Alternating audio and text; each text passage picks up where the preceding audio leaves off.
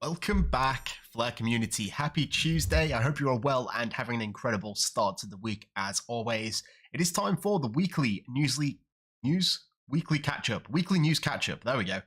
We've got BK in the house, we've got Valiant Energy, we've got TRT, Crypto Granny, Professor, Stephen Lee, Red Cosmonaut, we've got Draco in the house, Zifnob, we've got Peter, Doc Bob D, Senior Steak, and Death Ranger coming in a little bit late. So, yeah, you guys know what time it is. We're going to jump into the weekly news and see what's going on in the crypto world. Starting off here on Flare Ocean this week, and this is the metric site where you can check the statistics on the various signal providers to the FTSO. Topping the charts this week, we have Flare Beacon. In second place, we have Notso. In third place, FTSO Plus. In fourth place, Lena Instruments. And in fifth place, Solarius. So congratulations to all them, having the best reward rate of the week. Happy days. If we go over to Sparkles, this is basically the leading NFT platform on both Songbird and the Flare network. Looking at the top of the charts, we've got Flamingos, or Flamingo Friends. We've got S-Toads, Songbird City, and the Luxury Lofts, the Holy Trinity. And in fifth place, we have Super Bad Genesis Seed. Shout out to the Flare community, Lucky Claw. In seventh place, there is a draw happening in tomorrow, actually, 24 hours. So what's up for grabs this time? 50,000 FLR as standard. We've got the Flare community poker deck of cards also as standards. We've got the Decent Hardware Wallet, which is quite a nice bonus. We've got a Delegator NFT, a Mandrill's Mineral NFT, and a Johnny Lawrence Launch NFT as well. Again, all you have to do is hold one, and you'll have a shot of winning. Staying on the theme of NFTs, and I think this is why the S-Toads project over on Sparkles may have good metrics, there was quite a big update from Mr. Sifu, who's now the helm of the project, and as you can see, this sort of hints at a 3D model based on an actual NFT, which I think is really interesting. And in fact, they did release a roadmap themselves. This is the official roadmap. You can find it in their Discord server if you're interested, and this really lays out what they're planning to do all throughout the rest of the year and to 2024. So definitely worth checking out if you are invested in the S-Toads project. And yeah, I'm looking forward to it. Sticking on the theme of NFTs, I made a big announcement about a couple of hours ago.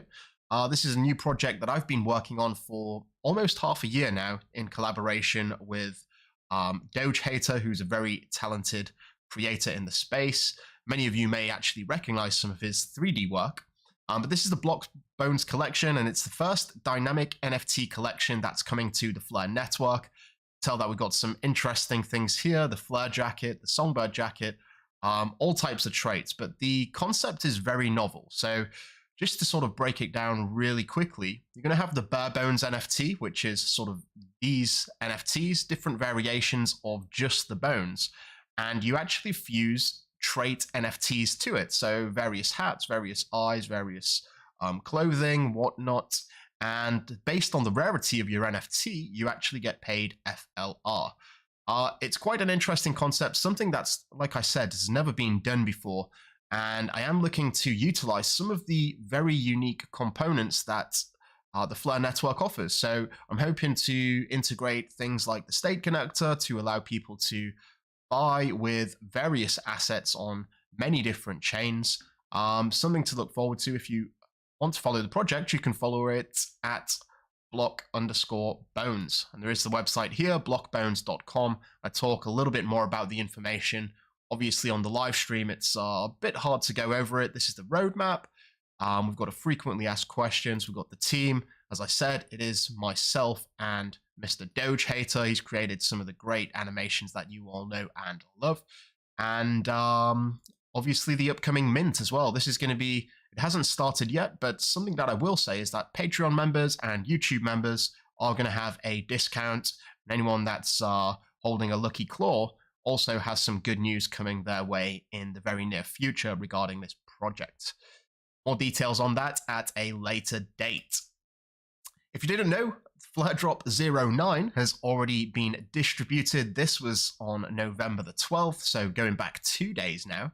I'd highly recommend claiming your Flare-Drop if you haven't already, and either get that staked or get it delegated. 9 out of 36, 27 to go, so we are getting there. I know a lot of people say that this is downward pressure, but you know, with each distribution, it actually represents less of the circulating supply. So think about it, the actual pressure exerted from each flare drop actually reduces. But yeah, interesting nonetheless. I'm happy to still be a holder of FLR. We've got a lot to look forward to in the coming year. I'm going to talk about that in just a second. This is an incredible post by Tim. It's talking about the Flare validators. Some of this, many of you will already know if you are a keen follower of the channel. But there's some things in here which are new to both me and many in the community, I imagine. Which one was I looking at? Here we go. Number 14. If a validator's FTSO data provider earns 0 rewards, so basically inactive, for a certain epoch, their validator will be ineligible for any rewards. And the same goes if an FTSO data provider is chilled. So if you are staking, be sure to stake with a trustworthy data provider, because if not, your staking rewards may not be as what you expected. If you aren't following Tim yet, I highly would recommend it at timrowley_AU, and he created an incredible guide. And in fact, if we go over to this one here, FTSO AU, which is what Tim is a part of, he created this delegation guide, or the staking guide, on the FTSO AU website, and this is for MetaMask. So this has really opened up the doors of opportunity of staking to many different people. So originally it was just for the Ledger holders, those who had a Ledger hardware wallet. Now FTSO have opened the doors for anyone who's using MetaMask. I'm sure Bifrost are working on it too, but we also have Solidify here, who's also enabled staking on their application, their mobile app. So yeah, check that out too. So a lot of people are going to be staking, and we're going to see this reduction in comparison to the latest staking rewards as more people migrate to stake, and we're probably more than likely going to see the delegation rewards increase for those who choose to delegate. So it's an interesting dynamic, and I'm going to be looking to the ratios over time, and I'll let you guys know as and when important information comes available. This is what I was saying about the next year being pretty bullish for Flare. This is Crypto Insights UK, called Will. I had a little chat with him before and went on his podcast. He's a great guy, and he actually went to the Swell conference from Ripple, and this was in Dubai, and he actually caught up with Hugo. And one of the most important things that I thought was that stood out here, where are we? There we go. We are shipping all of our protocols in the next 12 months, so it's pretty hard to choose. So we are shipping all of our protocols in the next 12 months. That's Layer Cake, that's State Connector, that's the Web Connector, that's F Assets, all in the next year. And if you just think about how fast time flies in crypto, I'm sure this is going to be gone in the blink of an eye, right? So, you know, the best time to really get in, and this is obviously not financial advice, is before the utility comes to fruition. You know, you buy low and sell high, and you want to get in ahead of the curve. You don't want to buy FLR once F assets been leased and adopted and layer cake and all of this stuff. You need to try and get in before. So I feel that I'm confident in this sort of adventure that we're starting on, right? I feel like this is almost a tipping point where we are right now. We've got a lot of the protocols that are publicly available, open source, where a lot of people can actually build out the functionality to make this happen and really interact with the network in a way that is different from everything else. And that's going to be focusing on interoperability and also using trusted data sources. So lots to look forward to. And yeah, gonna have to wait and see. Things are heating up in terms of the burn. So if you didn't already know this, the Flare team are planning to burn 2 billion or 1.9 billion FLR over the course of the distribution, the FLR airdrop distribution, right? On November the 10th, they actually burnt 198 FLR. This is a great start, and they're going to be burning 66 million every single month until the flare drop concludes. Again, this is sort of adding deflationary pressure, but we know that there is more FLR being introduced into circulation from the flare drops, and of course the inflation, which goes to predominantly the holders of FLR via delegation and staking. But still, something getting burnt is better than nothing getting burnt in terms of from my perspective. So happy days. Moving along, we have this here from Hugo talking about the 3 sources of burn. So every time you use a transaction or transact on the Flare network or the Songbird network, the portion that is used as a fee is actually burnt. We've got the unclaimed FTSO earnings and flare drops that are also burnt. So if you're not claiming these, you're basically doing yourself an injustice because they do get burnt after a certain time. I believe it's 90 days. So that's something to consider. If you don't want to claim them, then thank you very much.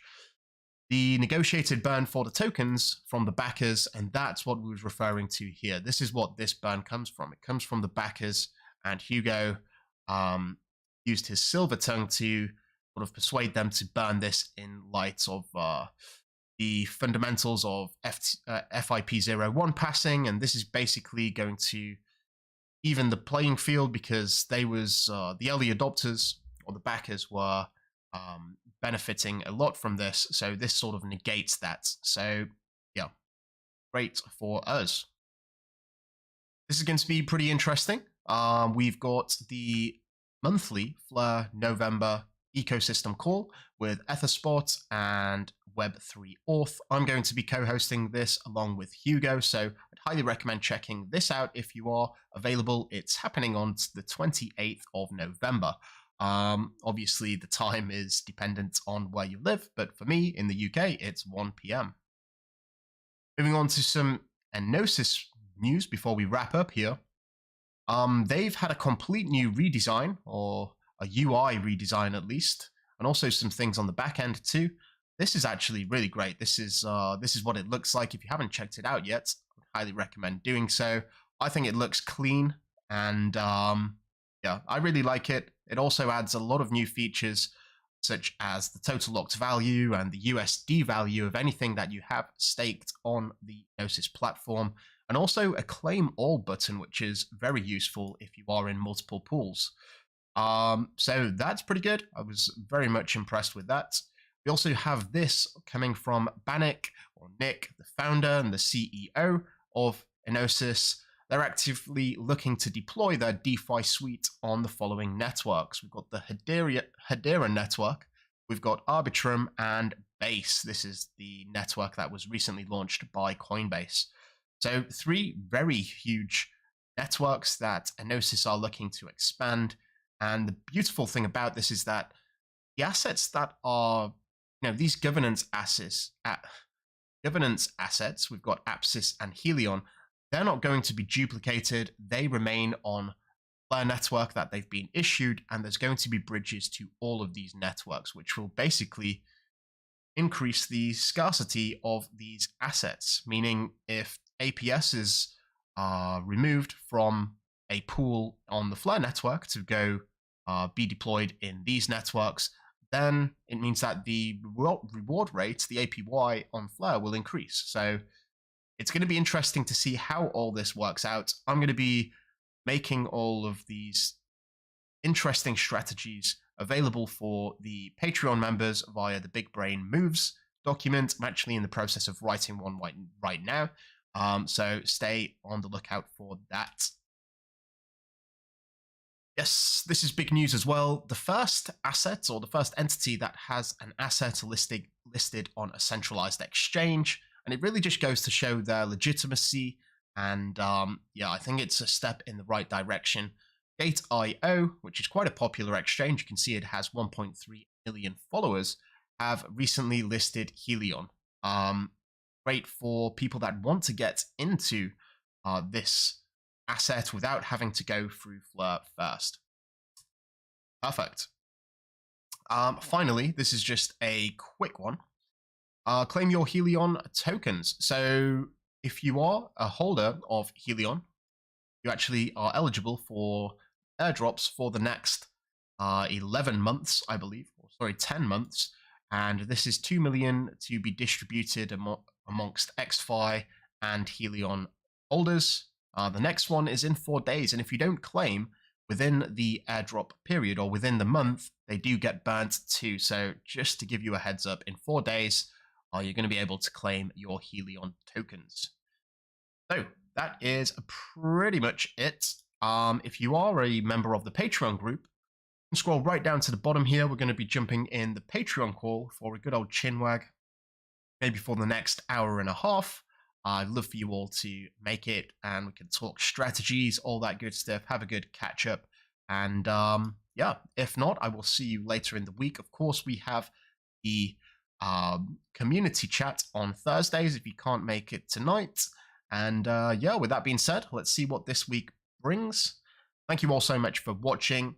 Have yourself an incredible week if I don't see you. And until next time, I'm out. We have liftoff.